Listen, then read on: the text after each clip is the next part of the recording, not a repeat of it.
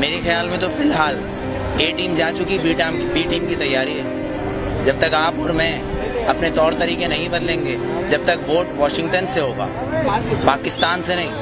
آپ کو لگتا ہے پاکستان میں کبھی الیکشن ہوئے ہیں؟ ہمیشہ سلیکشن ہوا ہے. آپ پھر بھی جا رہے ہیں الیکشن میں حصہ لینے.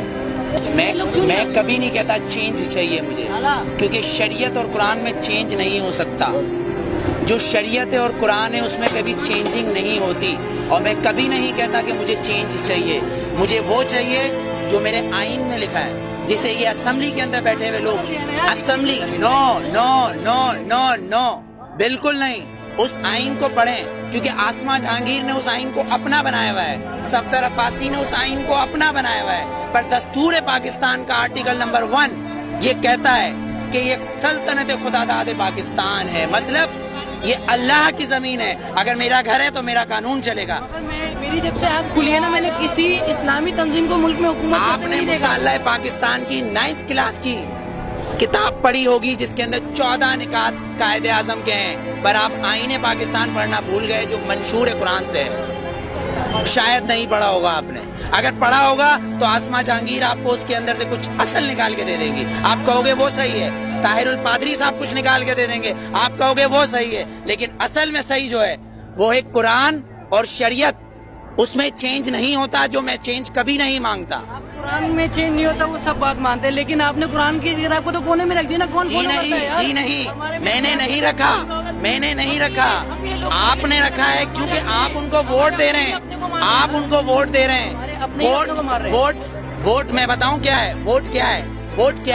ووٹ نے تو فرعون کو بھی چنا تھا، ووٹ نے تو ہٹلر کو بھی چنا تھا، پر میرے نبی کو کسی ووٹ نے نہیں چنا، علی کو کسی ووٹ نے نہیں چنا، عمر کو کسی ووٹ نے نہیں چنا، صدیق کو نہیں چنا، عثمان کو نہیں چنا. تو پھر آپ اور میں کیسے ہو سکتے کہ اس ملک کا قانون ووٹ پہ ہو، وہ بھی 5 اور 6 سے. کوئی عمل کرتا ہے، مجھے صرف اتنا سا جاننا ہے. الحمدللہ وہ لوگ عمل. میں بتاتا ہوں.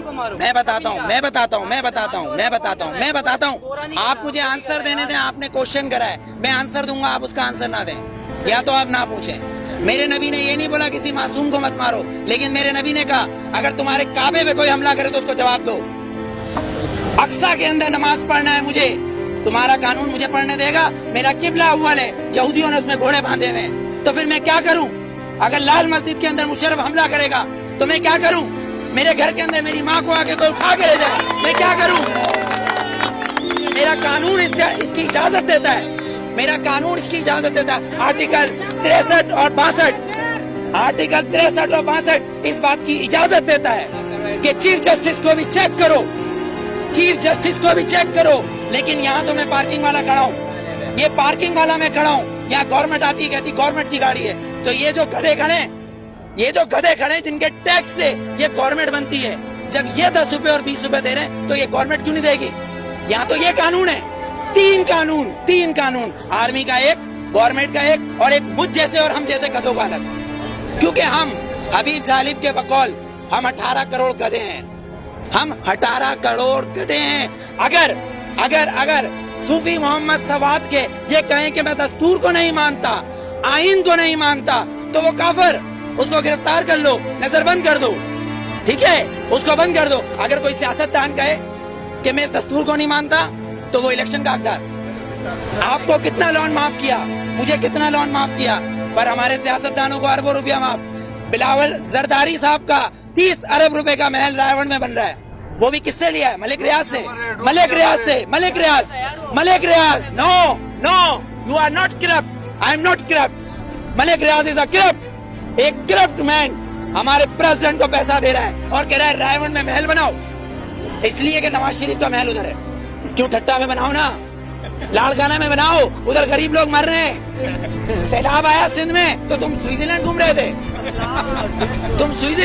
تھے. ہاں، تم کس پاکستان کی بات کرتے ہو؟ پاکستان کا مطلب کیا ہے؟ پاکستان، فارسی میں استان کو کہتے ہیں شہر، اور پاک ہے پہلا کلمہ طیب مانے پاک، اور طیبہ کا مطلب مدینہ ثانی ہے. یہ سن لے یہ یہودی حکمران جن کی ڈورے صرف واشنگٹن اور نیو یارک سے چلتی ہے، لندن سے ہلتی ہے، کسی کی پشاور، کوئٹہ، پنڈی یا کراچی سے ڈوریں نہیں ہلتی، ان کی امریکہ سے ڈوریں ہلتی ہے. جس دن ان کی کعبے سے ڈوریں ہلیں گی اس دن ووٹ دوں گا، ورنہ بائیکاٹ.